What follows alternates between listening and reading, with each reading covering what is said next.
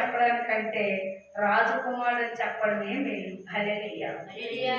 పాలేళ్ళు ఎవరు? చెప్తే చేసేవారు పాలేళ్ళు. రాజకుమారులు ఎవరు? రక్తంతో కడగబడిన వారు, శుద్ధైన వారు, ప్రభు కోసం ఎదురు చూసేవారు, నామం ధరించి నడిచేవారు, ఆయన ప్రార్థనలు కొనసాగేవారు, అనేక ఆత్మ రక్షించేవారు, వారు దేవుడి వైపు చూసేవారు. చూసారా?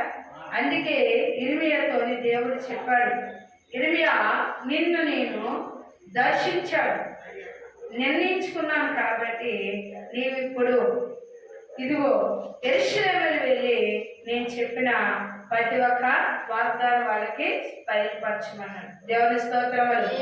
హల్లెలూయా. యజమాని యొద్దకు కానీ దేశ నివాస వద్దకు కానీ ఈ దేశంలో నీవెక్కడికి పోయినా ప్రాకార గల పక్కమగాను ఇనప స్తంభమగాను ఇత్తడి గోడలుగాను నీవు ఉండినట్లు ఈ దినము నిన్ను నియమించాను. వారు నీతో యుద్ధం చేస్తురు గాని నిన్ను విడిపించడకు నేను నీకు తోడైనందున వారు నీ వైపు విజయం పొందుతారక ఇదే యెహోవాకు. హల్లెలూయా. వాళ్ళు చెప్పుకుంటారు కానీ నీ జోలికి వస్తానే ఉంటారు, రాకమాటరు. సాతా మునుకుంటుందండి, ఎలుగుని చాటు ఎప్పుడు పాడు చేయడానికి వస్తూనే ఉంటారు. చేను శుభ్రంగా పండింది అనుకోండి, కీటకాలు గోల్డ్ వస్తాయి. దానికి ఎన్ని మందులు కొట్టినా ఆ పంట చేతికి వచ్చేలాగా ఏం చేయాలి?